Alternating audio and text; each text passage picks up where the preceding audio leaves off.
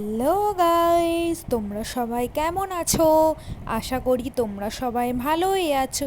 Welcome to Riya's world. আজকে আবার একটি নতুন দুর্দান্ত স্বাদের রেসিপি নিয়ে চলে আসলাম বন্ধুরা। তো এই দেখো, দেখতেই পাচ্ছ চিংড়ি মাছ। তো চিংড়ি মাছটা কিভাবে ভালো করে বেছে নেবে, তো সেটাই তোমাদেরকে প্রথমে দেখিয়ে দিই বন্ধুরা। চিংড়ি মাছ তো দেখছো, তাহলে তো নিশ্চয়ই কিছু একটা রান্না হচ্ছে চিংড়ি মাছ দিয়ে। তো এই দেখো বন্ধুরা, চিংড়ি মাছটা প্রথমে কেটে নেওয়া হলো মাথার দিকটা, দেখতে পাচ্ছ। তারপরে পাগুলো ভালো করে কেটে নিচ্ছি আমরা বটির সাহায্যে। তারপরে চিংড়ি মাছের যে বডিতে পুরো গায়ের মধ্যে একটা আস্তরণ থাকে, দেখো সাদা রঙের, সেইটা আমরা পুরো খুলে ফেলে দিলাম। তারপরে এই দেখো চিংড়ি মাছটা মিট বরাবর দিয়ে কেটে নিচ্ছি মাছ দিয়ে। আর দেখতে পাচ্ছ যে কালো কালো একটা নোংরা সুতোর মতো, এটাই হলো চিংড়ি মাছের সব থেকে নোংরা। এইগুলো হচ্ছে তোমার মাটি খেয়ে থাকে, সেইগুলো লেগে থাকে। এই দেখো দেখতে পাচ্ছ, ফেলে দেওয়া হলো। আর এইগুলো তোমরা যদি না ছাড়িয়ে রান্না করো না বন্ধুরা, তো খেতে যাবে যখন, তখন দেখবে কাদা কাদা মুখে পড়বে, ভালো লাগবে না খেতে। আর চিংড়ি মাছের সব থেকে ওই মাথার দিকটা আর গায়ের মধ্যে ওই যে কালো সুতো করে যে মাটিটা থাকে, এটাই ফেলতে হয়। এই দুটো জিনিসই হচ্ছে সব থেকে নোংরা। তো এই দেখো, আমি আবার আর একটা মাছ কেটে তোমাদেরকে দেখাচ্ছি। দেখো এই দেখো, দেখতে পাচ্ছ সুতোর মতো পুরো রয়েছে। দেখো তোমাদেরকে ভালো করে দেখায়, এই দেখতে পাচ্ছ একটা কালো রঙের সুতোর মতো, এই যে টানছি বেরোচ্ছে না, শক্ত হয়ে লেগে থাকে। এই দেখো, দেখেছো, এটাই হলো সব থেকে নোংরা। তো এইটা ভালো করে ফেলে ধুয়ে বেছে পরিষ্কার করে নেবে। এই দেখো, আমি এইরকমভাবে পরিষ্কার করে নিয়েছি সবগুলো। আর এখনও কিছুগুলো মাছ আছে, সেগুলোও আমি ভালো করে পরিষ্কার করে নেব। সব মাছগুলো কিন্তু দেখতে পাচ্ছ এইভাবেই পরিষ্কার করে নেবে। এই দেখো, আমার ধুয়ে টুয়ে এখানে লবণ হলুদ টলুদ মাখিয়ে আমি এখানে চিংড়ি মাছগুলো সব রেখে দিয়েছি। তারপর কড়াইয়ে তেল গরম করে চিংড়ি মাছগুলো দেখতে পাচ্ছ বন্ধুরা, আমি সব ভেজে নিচ্ছি। আর এই দেখো, আমার চিংড়ি মাছটা ভাজা হয়ে গেছে। তো আমি এবারে চিংড়ি মাছটা ভাজা উঠিয়ে নিচ্ছি। চলো বন্ধুরা, তোমরা দেখতে থাকো ভিডিওটা, কেউ স্কিপ না করে। তারপরে দেখো বন্ধুরা, কড়াইয়ে তেলের মধ্যে আবার আমি পটলগুলো দিয়ে দিচ্ছি। আর এখানে তোমরা হয়তো দেখে বুঝতেই পারছো বন্ধুরা, আমি পটলগুলো বেশ ভালো ডুমো ডুমো করেই কেটেছি। আর আজকে হবে কি বলো তো বন্ধুরা, পটল চিংড়ি। তো পটল চিংড়িতে তো পটল আর দিতেই হবে মাস্ট। তো সেই জন্য পটলটা দেখেছো বেশ ভালো করে ডুমো ডুমো করে কেটে নিয়েছি। একই রকম সাইজের সব পটলগুলো দেখতেই পাচ্ছ কাটা হয়েছে। তো এবারে আমি এই লবণটা দিয়ে দিলাম। আর লবণটা তোমরাও তোমাদের স্বাদ অনুযায়ী পরিমাণ মতো যেরকম লবণ খাও, তো সেই রকমই লবণটা দিও। তো চলো বন্ধুরা, এবার আমি ভালো করে পটলগুলোকে ভেজে নিচ্ছি। আর এই দেখো, আমি তারপর যে সাইডগুলো ভাজা হয়নি পটলগুলোর, সেই সাইডগুলো আমি আবারও ভালো মতো উল্টে পাল্টে পটলগুলো খুব ভালোভাবে ভেজে নিচ্ছি। দেখেছো, তোমরাও এইরকম আমারই মতো ভালোভাবেই সব পটলগুলো ভেজে ফেলবে। তো এইদিকে আমার দেখো পটল ভাজা হয়ে গেছে। তো আমি কড়াইয়ের মধ্যে পটল তুলে নিয়ে আবার আলু দিয়ে দিচ্ছি। এই দেখো, আলুগুলো বেশ দেখতেই পাচ্ছ আমি ডুমো ডুমো সাইজের করেই কেটেছি আলুগুলো। তো তোমরাও একটু ডুমো ডুমো সাইজের করেই কাটবে।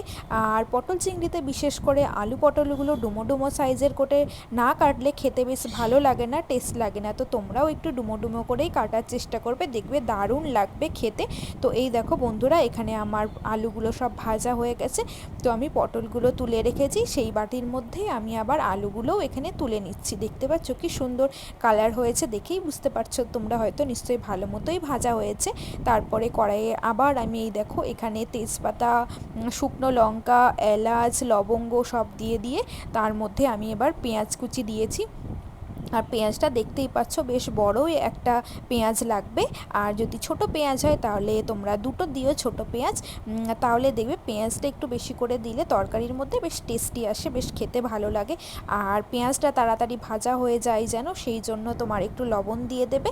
আর আমার এখানে পাঁচফোড়ন দিতে ভুলে গেছিলাম, তো সেই জন্য আমি আবার তেলের মধ্যে দেখো পেঁয়াজগুলো সাইড করে এখানে পাঁচফোড়নটা আমি আবার দিয়ে দিলাম।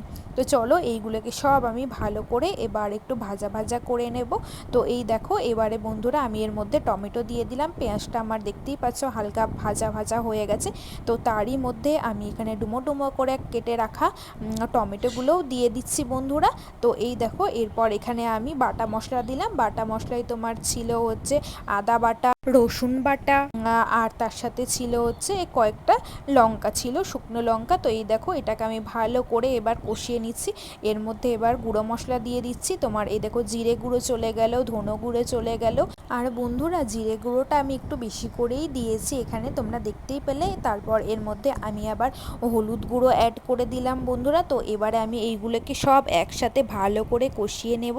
আর তারপরে এই দেখো আমি এখানে সামান্য পরিমাণ একটু জল দিয়ে দিয়েছি।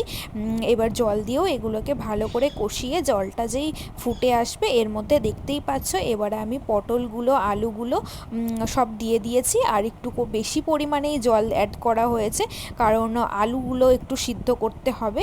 কারণ ভাজা ভালো করেই করে নিয়েছি, তাও আলু তো এখন জানোই একটু বেশি করে জল না দিলে সিদ্ধ করা যায় না। তো সেই জন্য আমি একটু বেশি পরিমাণেই জল দিয়েছি বন্ধুরা এখানে।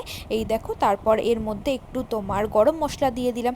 গরম মশলা না দিলে তো ভোজবাড়ির মতো তো পটল চিংড়ির সেন্ট আসবে না, অতটা দুর্দান্তও খেতে লাগবে না। তো সেই জন্য আমি এখানে গরম মশলা অ্যাড করে দিয়েছি। এই দেখো দেখতে পাচ্ছ, এবার আমি চেক করে নিচ্ছি আলুগুলো সিদ্ধ হয়েছে কি। আর এখানে আমি তরকারি ঝোল দেখতেই পাচ্ছ বেশ ভালো মতোই ফুটে এসে। তো এই দেখো আমার এখানে পটল চিংড়ি রেডি হয়ে গেছে। তোমরা দেখতেই পাচ্ছ বন্ধুরা কত সুন্দর আমার কালার এসেছে। তো তোমরাও একবার বাড়িতে অবশ্যই এরকমভাবে বানিয়ে খেয়ে দেখবে বন্ধুরা, দুর্দান্ত লাগবে, অপূর্ব একটা টেস্ট আসবে খেতে, দেখবে তোমরা।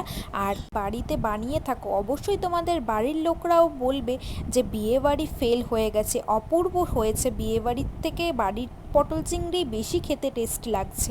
আর তো আজকের ভিডিওটা বন্ধুরা এই পর্যন্তই। ভিডিওটি যদি ভালো লেগে থাকে অবশ্যই লাইক কমেন্ট শেয়ার আর সাবস্ক্রাইব করতে ভুলবে না কিন্তু। আর আমার চ্যানেলে যে সকল নতুন বন্ধুরা এখনও চ্যানেলটিকে সাবস্ক্রাইব করনি অবশ্যই চ্যানেলটিকে সাবস্ক্রাইব করে আমার পাশে থেকো আমার নিত্য নতুন ভিডিওগুলো দেখার জন্য। তো বন্ধুরা আবারও কোনো পরবর্তী ভিডিও নিয়ে দেখা হচ্ছে তোমাদের সাথে। ততক্ষণ সবাই অনেক বেশি বেশি ভালো থাকবে, সুস্থ থাকবে, টাটা।